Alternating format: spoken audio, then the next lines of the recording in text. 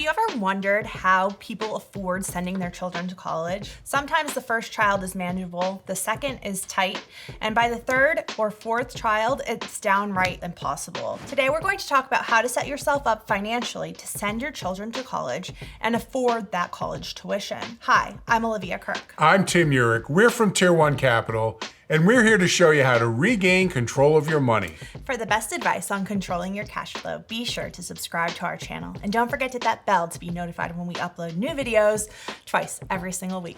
It's back to school time and time to start paying those college tuitions. Check out our latest YouTube video where we talk about how to make your money more efficient so you can afford college without impacting your lifestyle.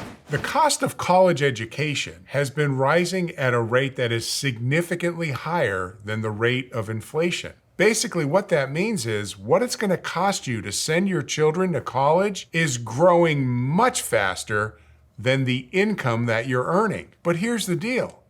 If your income grows fast, that goes against you when you're filling out the FAFSA, the free application for federal student aid. We call inflation the stealth tax because we don't see it on our tax returns, but it affects each and every single one of us. When it comes to the cost of college, not every family is going to pay the same amount of tuition for the exact same school. You see, it's calculated based on 4 factors: parents' income, parents' assets, children's income, and children's assets. So when it comes time to send your children to college, you want to make sure you keep those numbers looking as low as possible. But the question becomes, how exactly do you do that? How do you set your family up in a position so that you're paying the lowest legal amount you have to send your children to college so that you could get out ahead in the long run? And really what you're trying to do is maximize the amount of federal aid that you receive. And if you do that, in so doing, you're making your money more efficient. And really, what we're trying to do here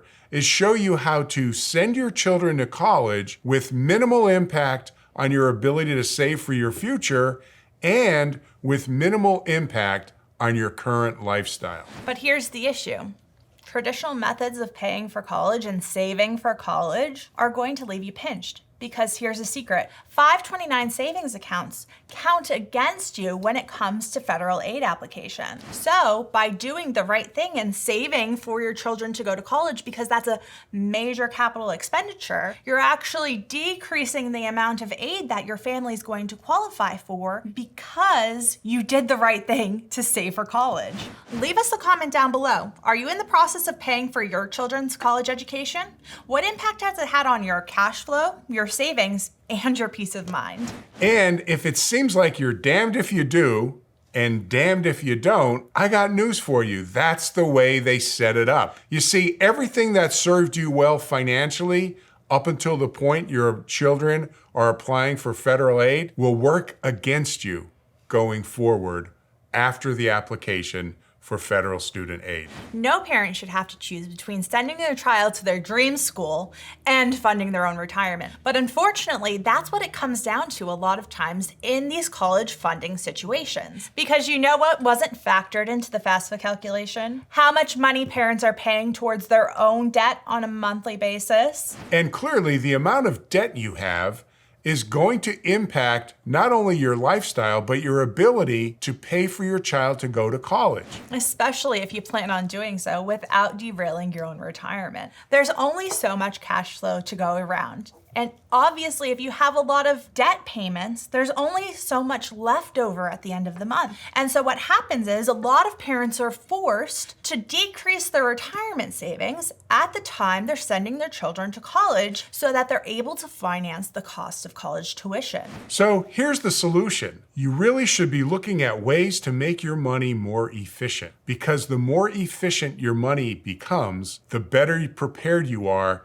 to take on or tackle this increased expense of sending your child or children to college. At Tier 1 Capital, we look at things through the lens of control. Are your financial decisions putting you in more control of your cash flow and assets, or in less control of your assets? Whoever controls your cash flow controls your life. No parent wants to stand in the way of their child pursuing their dreams. But we see so many times where children have to make a decision between almost bankrupting their parents and pursuing their dreams. So, what are some practical steps you could walk away with at the end of this video and apply? Number one is to look at where you're giving up control of your money unknowingly and unnecessarily. We call these wealth transfers. The 5 areas that we focus on are taxes, mortgages, how you're funding your retirement, how you're paying for your children's college, and how you're making major capital purchases. And let's face it, isn't college a major capital purchase? Number 2 would be to build in flexibility to your plan. First, you find the inefficiencies, regain control of that cash flow, and then save in an area where you own and control. And the importance of that is the flexibility to send your children to college, to pay for vacations, to pay for any expenses that come up, and then eventually also use that money to retire without the restrictions placed on accounts by the government, for example. If you'd like to learn more about how to apply this process, click the link below. We have a link right to our webinar where you could learn exactly how we put this process to work for our clients to help them pay for the college tuition in the most efficient way possible. Also, if you like this video, check out these 2. We picked them out special for you. Thanks so much for watching our video. And remember, it's not how much money you make. It's how much money you keep that really matters. We'll see you in the next one.